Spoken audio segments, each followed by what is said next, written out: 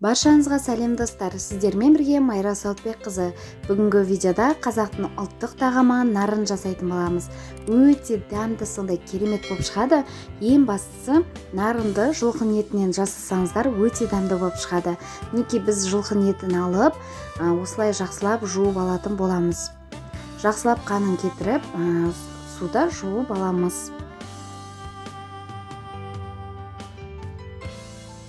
Жақсылап жуып алғаннан кейін тастай суымызға етімізді осылай барлығын салып аламыз. Және де қақпағын жауып қайнататын боламыз. Мінекей бізде етіміз қайнапты. Қайнағаннан кейін міндетті түрде қарап отырыңыздар, тасып кетпеуі қажет. Тасып кетпей осылай бетін қақпағын ашып, жан-жағындағы бетіндегі көбігін сүзіп алатын боламыз. Сүзіп алғаннан кейін көбігі міндетті түрде қайталап шығады, оны да байқап отырыңыздар. Мінекей енді суымызды құйып алдық, табағымызға қамырын елеп қоятын боламыз. Оның үстіне жұмыртқамызды салып, үстіне тұзымызды салып, шанышқының көмегімен езіп алатын боламыз. Және де оның үстіне ұнымызды салып, жақсылап осылай араластырамыз. Мен алдымен шанышқының, кейіннен барып қолдың көмегімен қамыр еледім.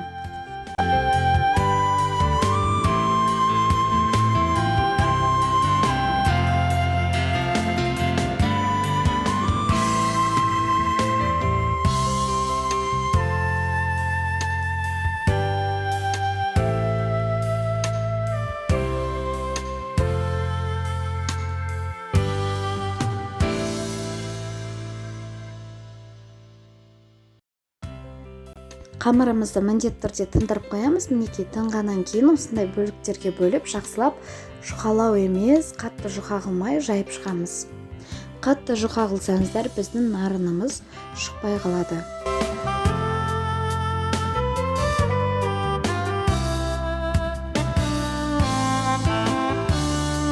Мінекей біздің нанның қалыңдығы осындай болса жеткілікті. Енді бөліктерге бөлеміз. Кішірек қылып бөліксеңіздер, өздеріңізге ыңғайлырақ болады.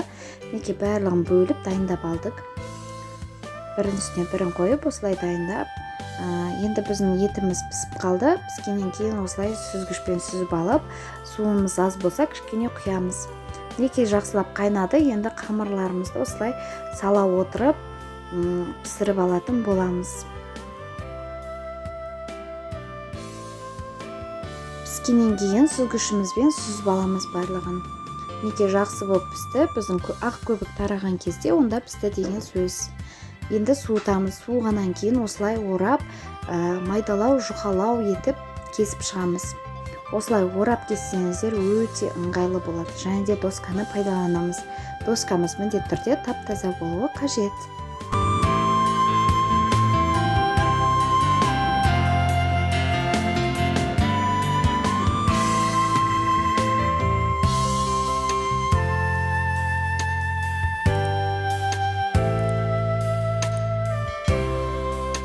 Нанымызды турап алғаннан кейін етімізді осылай майдалау қылып тураймыз.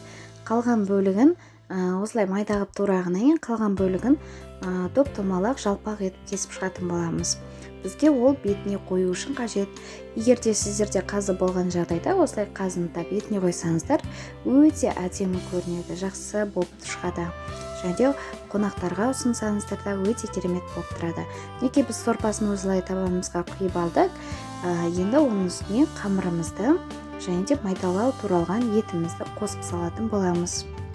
Қатты көп салмаңыздар, сорпасында өзіндік дәмі бар, өте керемет болып шыққан сорпасы да. Енді осының үстіне біздің туралған етімізді саламыз. Осының бетіне біздің жалпақ туралған еттерімізбен жауып шығатын боламыз. Сонда біздің нарынымыз өте әдемі болып шығады. Мінекей достар, біздің өте жылдам әрі дәмді болып шығатын қазақтың ұлттық тағамы нарынымыз дайын болды. Мінекей осындай наны да өте керемет болып шыққан. Міндетті түрде жасап көруге кеңес беремін. Біздің отбасымызбен сүйіп ішетін асымыз өте керемет болып шығады. Сорпасының өзі дәмді болып шыққан. Жылқының етімен жасауға кеңес беремін. Қыстың күні жылқының етімен жасасаңыздар өте ерекше дәм береді. Достар, менің арнама тіркелгеннен қасында қоңыраушаны басып қойыңыздар. Өйткені менің әрбір салған видеоларымды жіберіп алмайсыздар. Келесі видеода менде осындай майонезсіз ашты салат дайындайтын боламыз. Бірге дайындаймыз, міндетті түрде колокольчикті басып қойыңыздар. Өйткені келесі видеода менде осы салат шықпақ. Өте керемет, сондай дәмді болып шыққан. Сіздермен болған Келінка Майра Қолан.